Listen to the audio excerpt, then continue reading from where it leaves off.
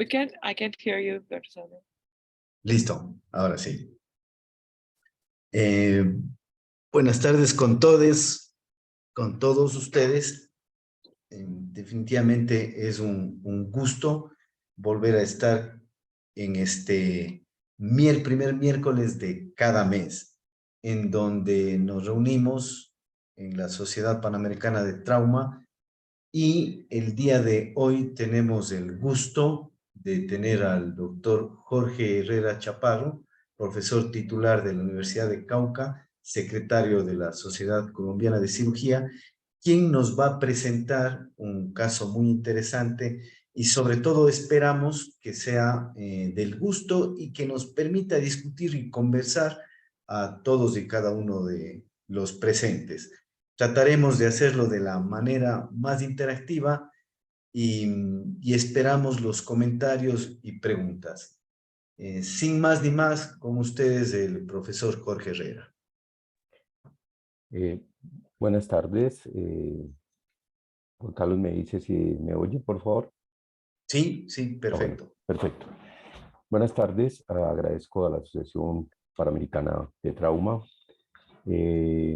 por esta invitación a compartir con ustedes estos 30 minutos del trauma penetrante del opérculo torácico, caso clínico de interés académico.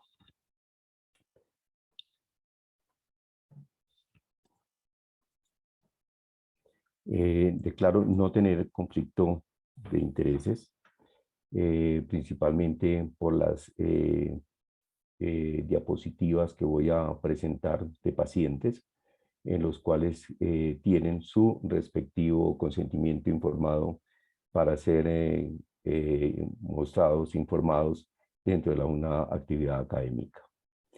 Las lesiones traumáticas de la arteria subclavia son muy infrecuentes y plantean dificultades en su manejo diagnóstico y terapia. Este tipo de lesiones vasculares representan menos del 30%, son raras. Por lo tanto, la adquisición de experiencia en su tratamiento es difícil. La lesión de los vasos subclavios es infrecuente y la etiología generalmente se deben a lesiones por arma de fuego, heridas por arma cortopunzante, que generalmente corresponden a la parte superior del tórax y a la base del cuello. El traumatismo penetrante de los vasos subclavios tiene una tasa de mortalidad de hasta el 60% en el entorno prehospitalario. La mortalidad intraoperatoria oscila entre el 5 y el 30%. La arteria, el trauma de la arteria subclavia requiere un diagnóstico oportuno, habilidades técnicas rápidas por parte del cirujano de trauma, siendo de relevancia el conocimiento de la anatomía y el acceso quirúrgico. El problema del opérculo torácico es la exposición difícil y en ella pueden ocurrir lesiones iatrogénicas, pueden encontrarse lesiones contenidas como son hematomas o pseudoaneurismas o fístulas arteriovenosas que en el momento de un acto quirúrgico de emergencia pueden complicar más en la cirugía. Cuando nos referimos al opérculo torácico, este término es la salida del tórax. Se refiere al área entre el cuello y el hombro sobre la parte superior del tórax y por debajo de la clavícula.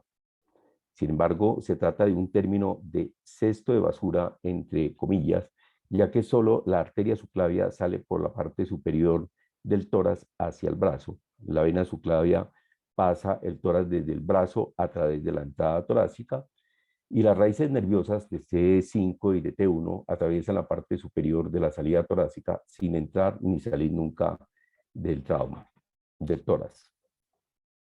En las presentes imágenes sobre la anatomía del opérculo torácico, es de resaltar que la clavícula se une al esternón y a la primera costilla en la parte anterior a través de los ligamentos costoclavicular y clavicular external medialmente. La arteria subclavia izquierda surge como tercero y último gran vaso del arco aórtico. La arteria subclavia derecha surge de la arteria inominada más alta y la arteria subclavia se extiende desde su origen hasta el borde lateral de la primera costilla. Se divide en tres segmentos. según la relación con el músculo escaleno anterior. La primera porción medial al músculo escaleno anterior contiene las ramas más importantes, en las cuales se incluyen la arteria vertebral, la arteria mamaria interna y el tronco tirocervical.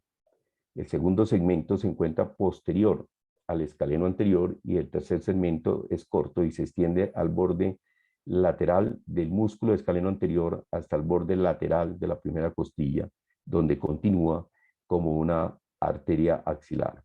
Es de tener en cuenta en el acto operatorio que el nervio frénico se encuentra directamente sobre el músculo escaleno anterior o medial al mismo y puede lesionarse durante la exposición del primero y el segundo segmento de la arteria.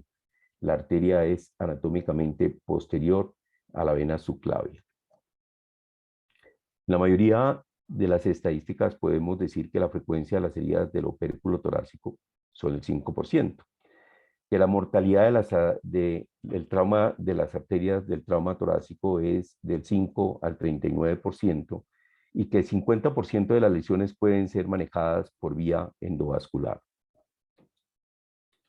El mecanismo del trauma, el más frecuente, es por arma de fuego, por arma cortopunzante o objetos cortopunzantes, y el trauma contundente, que a pesar de la cintura ósea que se tiene, la parte contundente por contusión puede llevar a lesiones por desprendimiento, sobre todo a nivel de la parte del plejo braquial.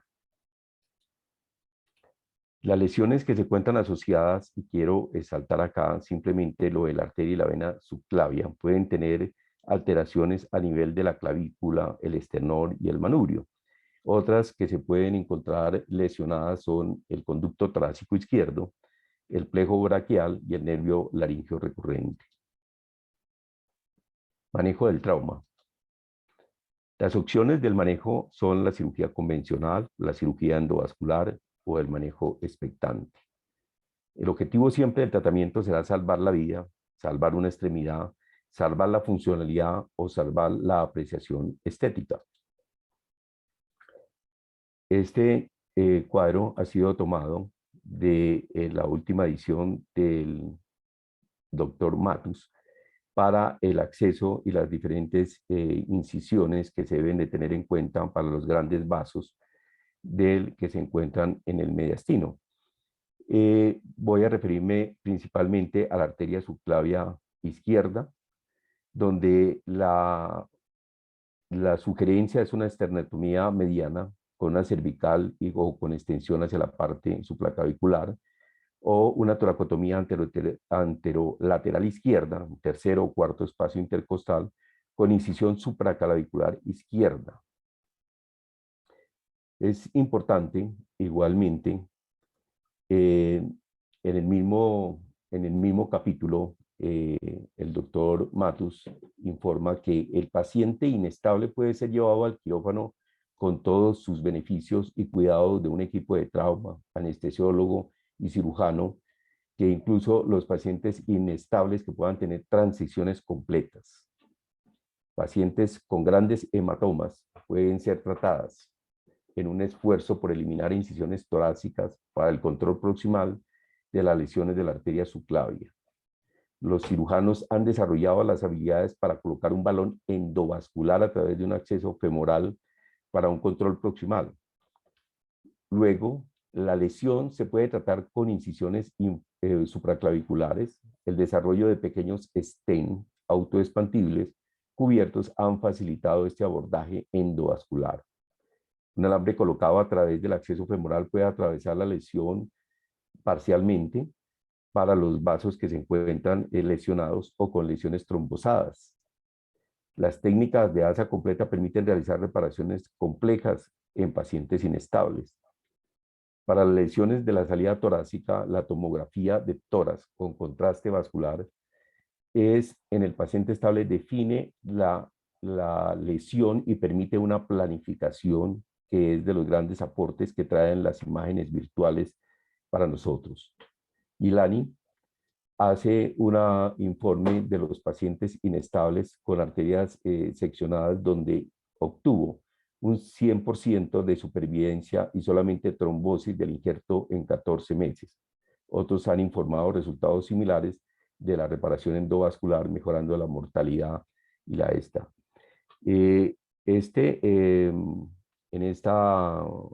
Con esta gráfica me quiero referir al trabajo realizado por el doctor Carlos Ordóñez, igualmente a su grupo de formación de trauma, donde hace la colocación de un REBOA como oclusión la oclusión de la arteria de la aorta descendente, e igualmente el reparo de una arteria subclavia derecha.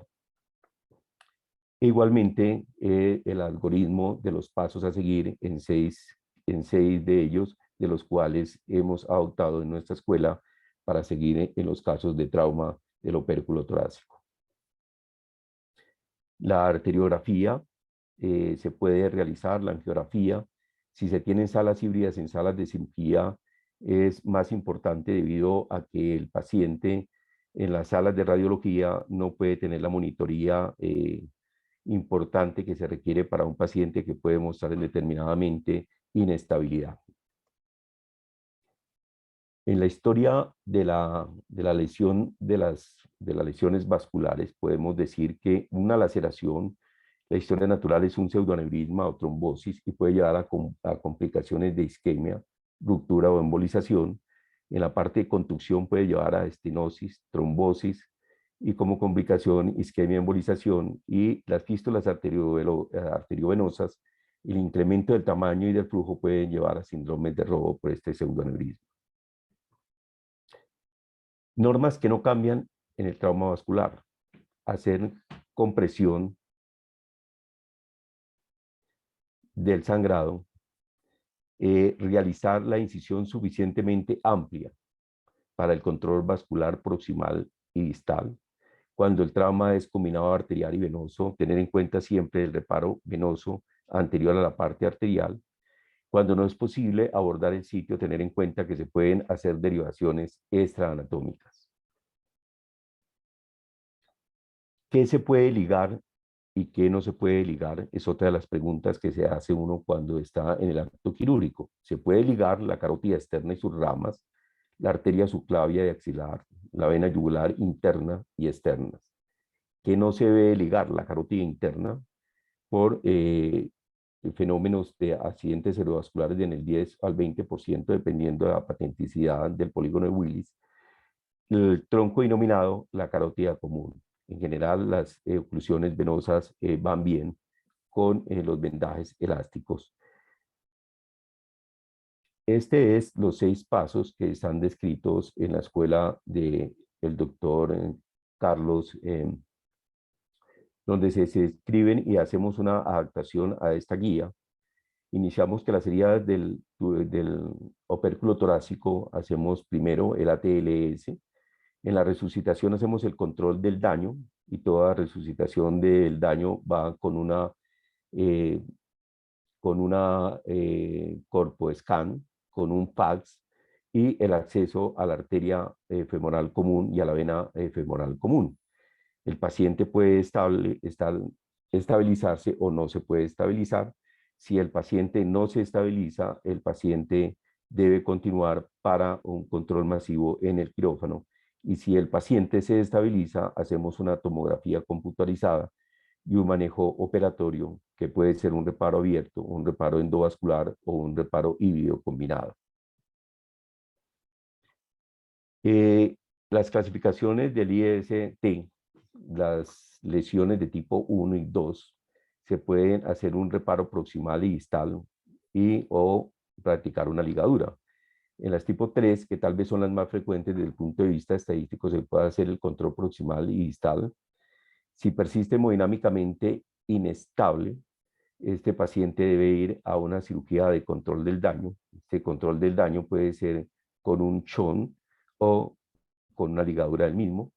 Y si el paciente está estable, se le puede hacer un reparo primario, una interposición del injerto o un autólogo de un injerto. Para las lesiones 4, 5 y 6, si persiste hemodinámicamente inestable, el paciente debe ser interconsultado y se debe tener lista en salas de cirugía el apoyo del equipo cardiovascular para tener la parte extracorpórea si es necesario. Si no, es necesario de todas maneras tener el equipo de cirugía cardiovascular para los reparos desde el punto de vista endovascular o reparos híbridos combinados. En el paso 5 viene el empaquetamiento que hacemos del sistema de presión negativa y utilidad y el paso a cuidado intensivo para restaurar la parte fisiológica del paciente. Es un paciente que en 24 o 48 horas debe llevarse nuevamente a cirugía según lo programado y los hallazgos que se hayan encontrado. Por lo tanto, podemos decir, como fue descrito desde el año 80 por el doctor Hamper y por el doctor Richardson, que las imágenes computarizadas se han relacionado con diagnósticos virtuales de todos los órganos del sistema, sobre todo mediastinal y torácico y del cuello.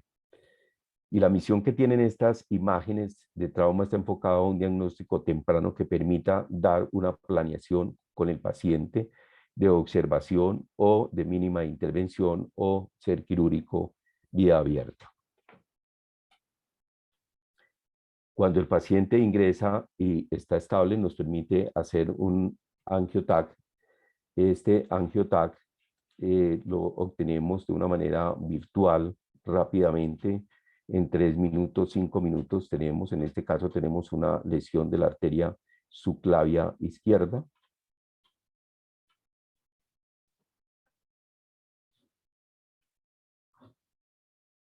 En algunos artículos revisados donde se encuentran tal vez algunos de los mayores experiencias a 5 años, se encuentra un reporte del doctor Scap, donde 20 pacientes con trauma vascular del conducto torácico fueron revisados y se revisó el tipo de incisión y de abordaje que se le hicieron a este paciente.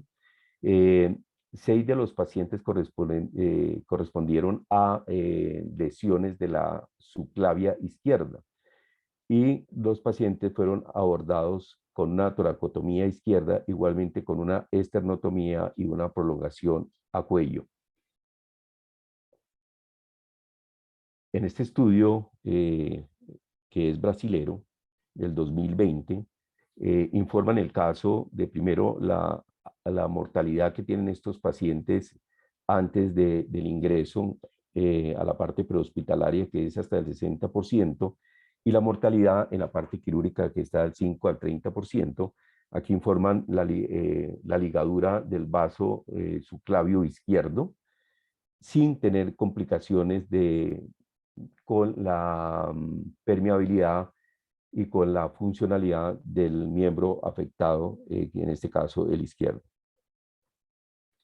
Los diferentes accesos quirúrgicos, tenemos la toracotomía anterior, la prolongación en libro abierto, con una esternotomía, prolongación hacia la parte supraclavicular o hacia la parte del esternocleidomastoideo, inclusive está descrito la parte de un clanchal.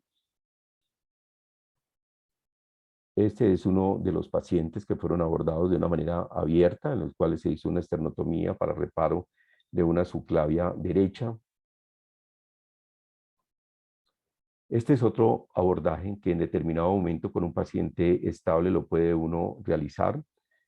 Si observan en la parte de es la cabeza, aquí acceder hacia la parte de la subclavia derecha es más cómodo, entonces se puede hacer el clampeo proximal, hace uno la disección de la axilar y se puede hacer un puente extra anatómico en este tipo de pacientes, otra forma con que puede uno acceder el lado derecho de la subclavia. El manejo endovascular. El manejo endovascular definitivamente disminuye la necesidad de incisiones quirúrgicas en zonas inflamadas o fibrosas, disminuye el daño iatrogénico de la circulación colateral, no expone prótesis vasculares en sitios contaminados, lesiones de alto riesgo, de lesiones neurológicas asociadas o lesiones de difícil acceso quirúrgico, hace un control temporal con manejo híbrido. Y tenemos las ventajas. Desde el 2007 están descritas la disminución del impacto en trauma quirúrgico por cirugías en múltiples cavidades, disminución del impacto fisiológico en el paciente severamente lesionado, disminución del número de transfusiones y días en la unidad de cuidado intensivo, hospitalización, mortalidad asociada al trauma y el impacto sobre la mortalidad temprana con lesiones severas. En el manejo híbrido tenemos cómo se pueden hacer la parte endovascular a través de guías para producir controles distales, inclusive pasar catéteres o injertos que pueden ser de manera parcial mientras se hace un control definitivo según el estado hemodinámico del paciente. Las lesiones asociadas en la parte quirúrgica definen el manejo quirúrgico. La localización es muy importante, sobre todo cuando nos referimos a la subclavia izquierda en el primer segmento y en el segundo segmento, donde la anatomía es difícil de acceder.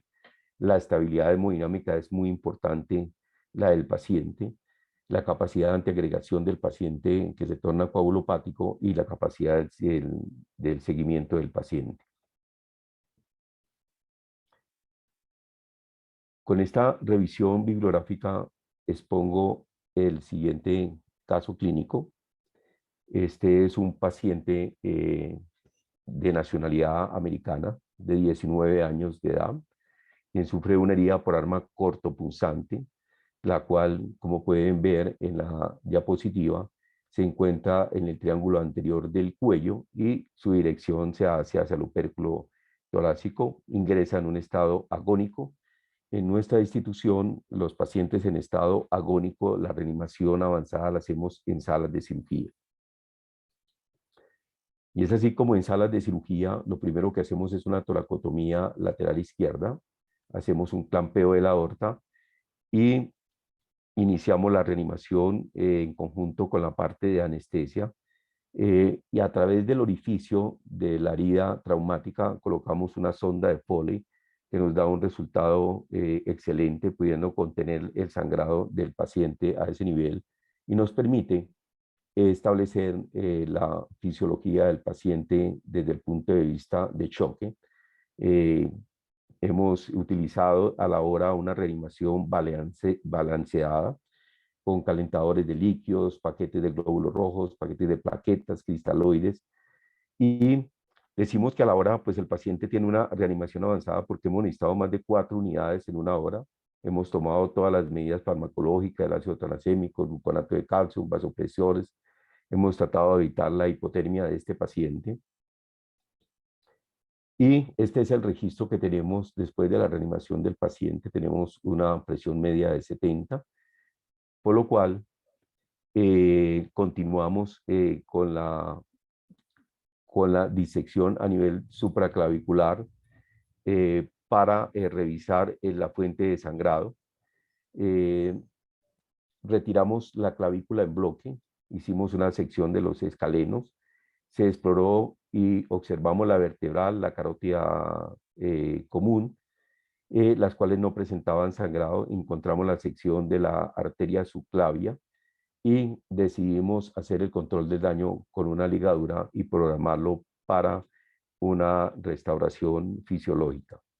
Como podemos ver aquí, cuando en esta imagen, podemos ver que la subclavia del lado derecho tiene un recorrido más alto, lo que permite un mejor acceso para el manejo de la incuria de este paciente.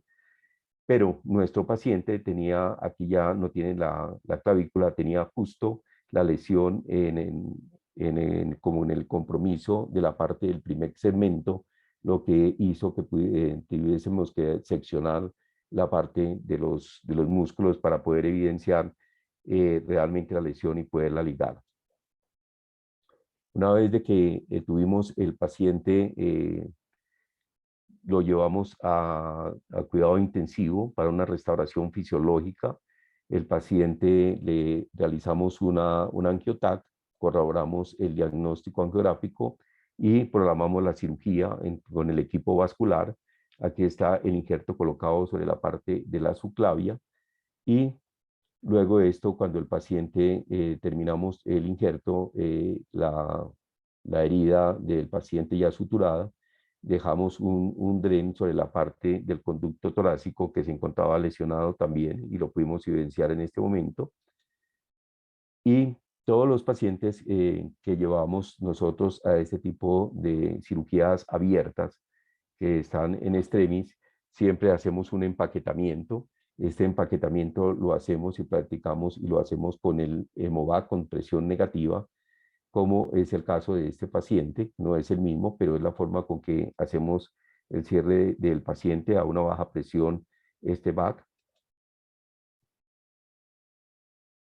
Y una vez hemos controlado la parte fisiológica, volvemos al paciente. A este paciente se le hizo una reconstrucción vascular con un PTF de 6×70.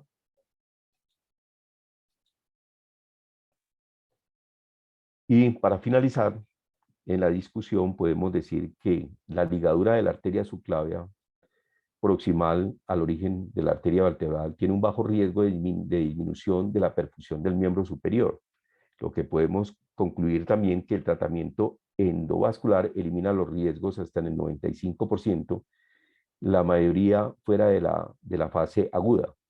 Pero ante la inestabilidad de un paciente, o como fue el caso clínico de un paciente agónico y las características anatómicas, se hizo imposible el manejo del paciente por vía endovascular. En un estudio de 38 casos de la arteria subclavia y axilar, 5 casos se les practicó ligadura de la arteria debido a la condición clínica intraoperatoria. En este informe dan 2 muertes, pero no de los pacientes que sobrevivieron, ninguno tuvo signos de isquemia de las extremidades. Podemos concluir que la ligadura se indica cuando puede ocurrir un paro cardíaco o una hipovolemia severa intraoperatoria. Debemos hacer las maniobras de toracotomía con las que realizamos. No contamos con el REBOA, por lo tanto creo que es en este momento donde se pueda emplear, donde se encuentre un equipo. Siempre se requiere un equipo de 2 cirujanos, uno para que maneje el REBOA y el otro para que pueda manejar la parte quirúrgica. Nosotros no contamos con este elemento, pero estamos plenamente convencidos de las ventajas que tiene el REBOA. Y definitivamente en estos casos que son extremis, definitivamente el control del daño es lo que le da a uno la reanimación y la supervivencia del paciente, pudiéndolo llevar a tratamientos quirúrgicos definitivos. Y la otra estrategia que no debemos de olvidar, como la mostramos, fue el hecho de hacer derivaciones que son esta anatómica. Esta es la ciudad de Popayán y este es Max, que me mandó ayer esta foto para que la presentara. Ya se encuentra en Texas y en este momento se encuentra todavía en terapia de recuperación. Gracias.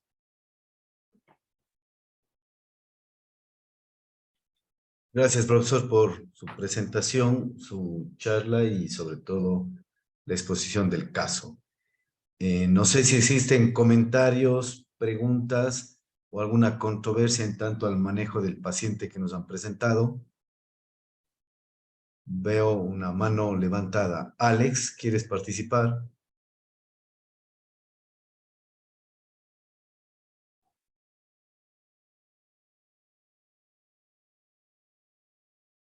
Doctora Juliana, tal vez algún comentario, alguna pregunta.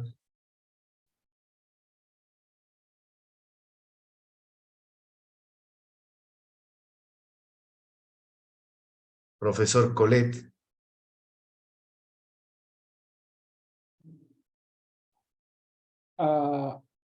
I think it is very interesting case. It's very difficult to treatment these injuries today. In the hospital's clinic, sometimes I have some injuries. They were using try to use endovascular treatment when the patient is stable or literally unstable.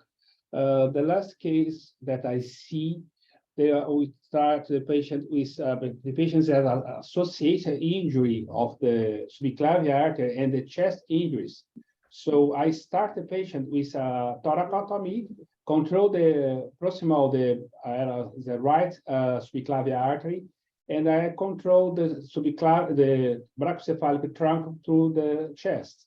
Then they put angle and try to start by femoral catheterism of the vessel. They tried, not possible. They try to make assess by endovascular by using the brachial artery and the femoral artery to try to connection the vessels. In this situation, when they have a injury of the vessels, it's not possible to connect the ties of the vessels. So they make to treat the injuries by conventional treatment. But usually, sometimes I see the treatment was by endovascular, and sometimes I have to make agree with the. You can very simple when the patient is unstable. You can ligate the subclavian or axillary artery, and there's no problem at the moment. And extravascular, anatomic repair of the injuries maybe later on the post-operative and maybe functional and agree with the repair these injuries. I think it's very important to know how the assess of these injuries and how to control the proximal and distal control of this artery. So it's very important to know the anatomy to treat these injuries. Congratulations, Professor, for presenting this, and I think it's very important to all trauma surgeons know this anatomy to try to correct these injuries.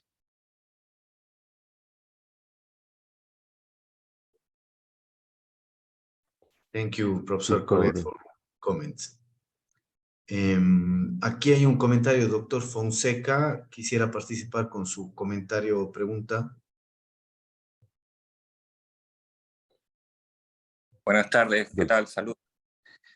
Doctor, me causó mucho ruido el tema de esa estrategia de ligar el vaso y no colocar el chum y después en la fase 3 hacer la revascularización. Coméntenos de eso. La mayoría de los estudios que pude revisar se puede ligar en el primer segmento.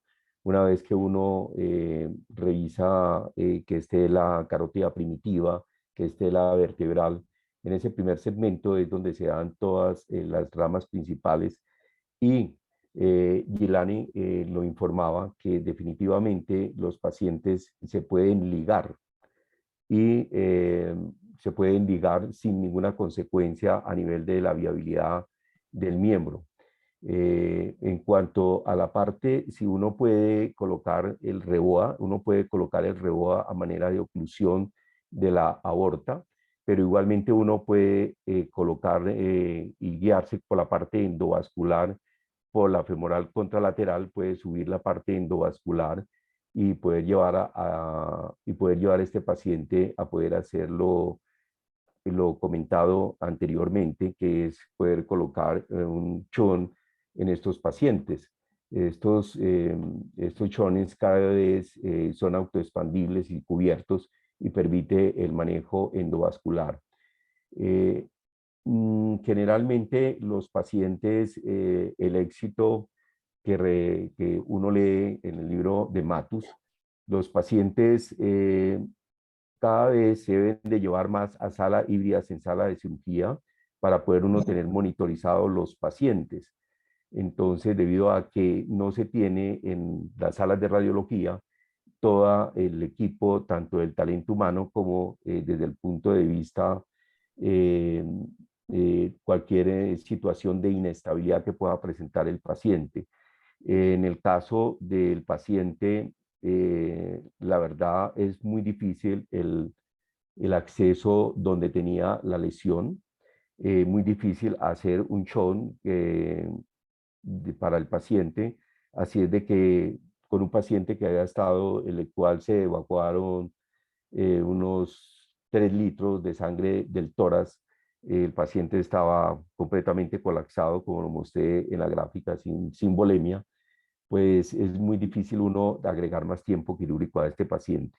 Igualmente creo que en mi experiencia que tengo, no había afrontado una subclavia izquierda y me pareció bastante difícil debido a la anatomía que ya describí.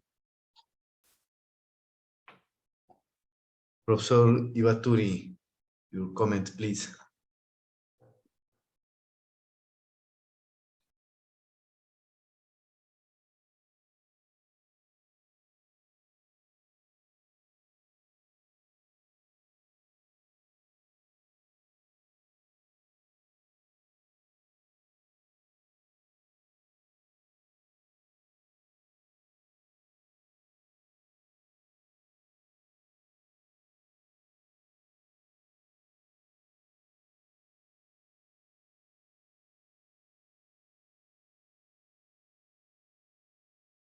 Parece que tiene algún problema técnico el doctor Ivaturi.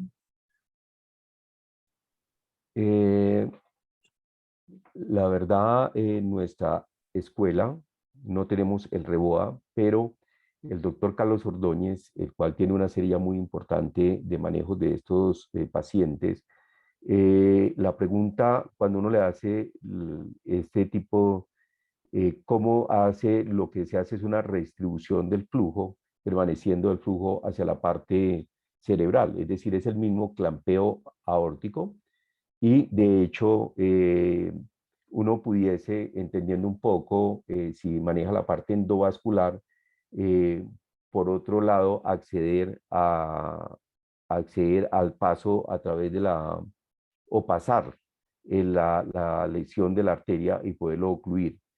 Es una estrategia de reanimación muy manejada en la Escuela del Valle, la oclusión de la parte de la aorta con el REBOA colocado en la zona 1, por encima del diafragma. De hecho, todo paciente que tiene una tensión arterial menor de 90 es un paciente que se deja de una vez con una guía para en determinado momento hacer la reanimación por vía endovascular. El curso de REBOA tuve la oportunidad de hacerlo y realmente lo importante de esto es contar con un equipo donde exista un equipo de 2 cirujanos, porque el balón como tal y como cuando uno clampea la aorta hay que estarlo desclampeando. Entonces un cirujano, como en el caso mío, que a las 4 de la mañana tengo solamente un residente, pues se me hace muy difícil el hecho de manejar un REBOA. Pero para las escuelas que tienen la formación de cirujanos de trauma, en los cuales están 2 o 3 cirujanos, y fuera de eso tienen simulaciones frecuentes y lo hacen, pues en ellos sus informes son un éxito, ¿no? Sí, definitivamente el trauma del opérculo torácico siempre va a ser un desafío y pienso que no está escrito nada absoluto, sino hacer el manejo y utilizar las herramientas que uno dispone. Hay muchas controversias en cómo se debe manejar el lado izquierdo, el derecho, y pensamos que en la actualidad una manera o un acceso rápido es hacer una esternotomía, porque ahí uno cae directo y puede hacer el control proximal del sangrado. Cirujanos con mucha experiencia pueden hacerlo con cervicotomías transversales, pero pensamos que la esternotomía es una muy buena solución para hacer el manejo y el control del sangrado inicial. Camilo Peña, ¿algún comentario? Hola, sí, muy buenas tardes, doctor Herrera, muy buenas tardes, doctor Salamea. Si bien el RIBOA es un elemento muy importante en el trauma hoy por hoy, cuando no se dispone el elemento, el clampeo de aorta, pues es el recurso único que se tiene. Sin embargo, cuando uno toma en cuenta las consideraciones fisiológicas en ese momento del paciente en choque, manejar la oclusión de la aorta con un pinzamiento abierto es un poco más complejo que con el RIBOA. Ha habido muchos comentarios y discusiones acerca de si la oclusión completa o la oclusión parcial de RIBOA va a ser más beneficioso, porque si uno tiene en cuenta la fisiología del paciente mantener una oclusión completa de la aorta, pues a largo plazo, en el estado de choque del paciente uno podría inducir a una disfunción del ventrículo izquierdo, cosa que uno no quisiera afrontar en la unidad de cuidado intensivo porque sería un problema más que tendría el paciente después del trauma. Sin embargo, la oclusión de la aorta por medio endovascular con el RIBOA es algo que se tiene que tener muy claro en la persona que lo está insuflando y haciendo la oclusión y la desoclusión del RIBOA, porque tiene que ser muy juicioso en comunicación con el anestesiólogo para uno no llevar a una disfunción ventricular izquierda. Entonces, si bien es un elemento muy útil, pero uno tiene que tener en cuenta o tener claridad de las implicaciones fisiológicas que podría tener la oclusión, tanto abierta de la aorta como endovascular. Entonces yo creo que va más allá de ocluir y desocluir la aorta. Muchas gracias. Definitivamente. Y además, con la experiencia que es poca, hay un papel de Ordóñez que mezcla los dos, ¿no? Tanto el abordaje abierto como la colocación de un catéter REBOA. Entonces, todo dependería de cómo es el estado del paciente y su anatomía, y se pueden mezclar incluso las técnicas del abordaje abierto con el endovascular. Creo que el manejo de estas lesiones son tan complicadas que muchas veces se necesita o uno puede echar de mano ambas técnicas o estrategias para poder rescatar un paciente de este tipo. No sé si existe alguna otra pregunta o comentario. En cuanto a la autotransfusión del tórax, nosotros no tenemos el 6-Elber, entonces nosotros utilizamos mucho hacer autotransfusión de campo en el tórax. No sé si alguien tiene alguna punto de vista acerca de la autotransfusión en este tipo de trauma donde no hay contaminación, el hecho de hacer la autotransfusión de estos pacientes. En otros escenarios o discusiones hemos hablado sobre ese tema. Yo creo que el rescate de la sangre del tórax es una muy buena opción y definitivamente creo que esa es la indicación perfecta para la autotransfusión. No sé si el doctor Menegoso quiere participar con algún comentario en cuanto a la autotransfusión con el sangrado del tórax.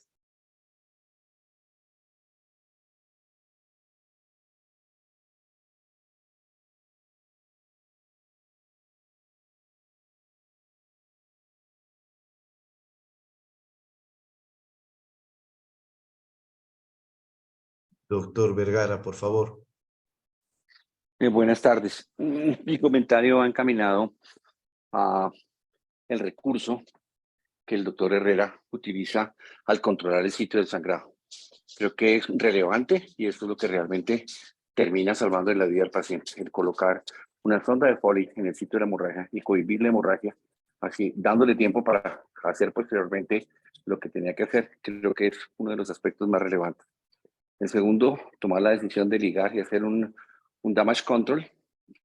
Nosotros, los más viejos, no utilizábamos la técnica de damage control, hacíamos trapdoor, hacíamos incisiones butterfly, hacíamos incisiones medianas, esternotomías, y teníamos que sacar al paciente después de muchas horas de luchar.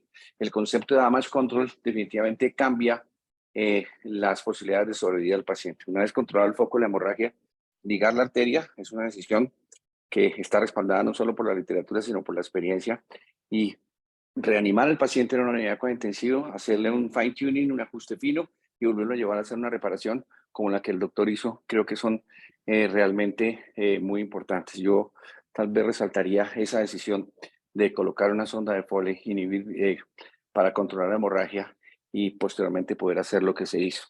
La otra cosa que me llama mucho la atención es el manejo del conducto torácico. Sobre el lado izquierdo, el conducto torácico se lesiona fácilmente, creando posteriormente una serie de complicaciones importantes, ¿sí? Con el quirotórax, y creo que este manejo, como lo hizo él, dejándole un dren tubular, le va o le ayudó muchísimo al paciente para poder salir adelante.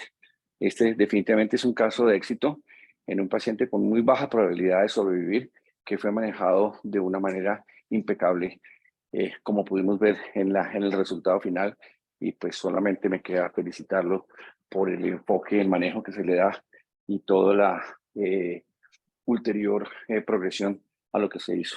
Muchas gracias por compartir con nosotros un caso de éxito, y nos abre una serie de posibilidades para cuando tengamos que enfrentar este tipo de pacientes, ya que todavía desafortunadamente en nuestro país tenemos tenemos muchos episodios de violencia, no solo por arma cortopunzante, sino heridas por arma de fuego, proyectiles de alta velocidad, y volvemos a los famosos tatucos, que son tan terriblemente lesionantes para nuestros pacientes. Gracias, doctor Herrera, y felicitaciones. Camilo Peña, por favor.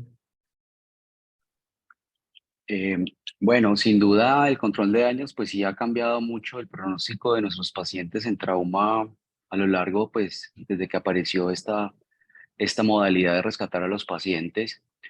Sin embargo, no podemos olvidar que el control de daños también se da en la unidad de cuidado intensivo. Muchas veces uno toma números pares en la unidad como para reintervenir el paciente.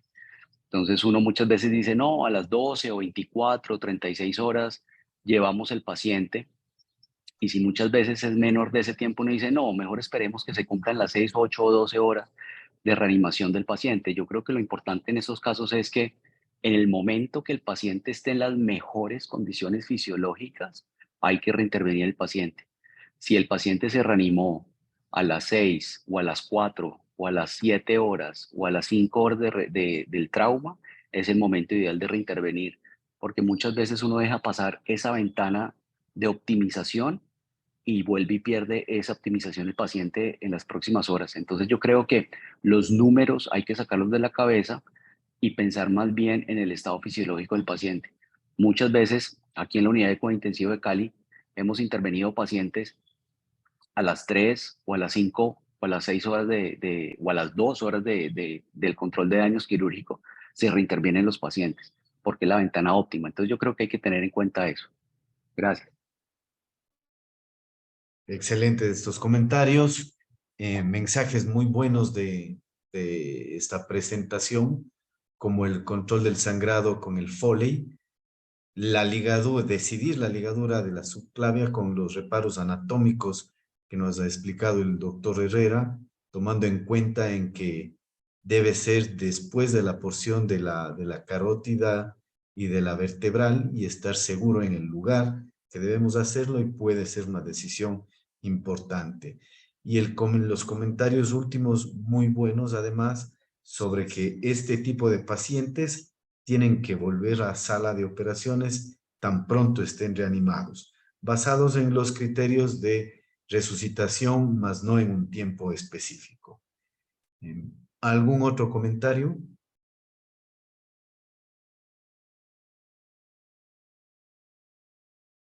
Profesor Herrera, le invito a hacer sus comentarios finales para el cierre de esta actividad del primer miércoles del mes.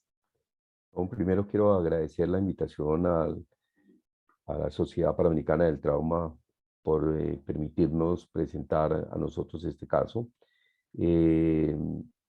Y creo que a pesar tengo casi 3 décadas como cirujano y de una experiencia en trauma que adquirí en Cali, el enfrentar esta situación de un paciente agónico sobre el lado izquierdo es bien difícil.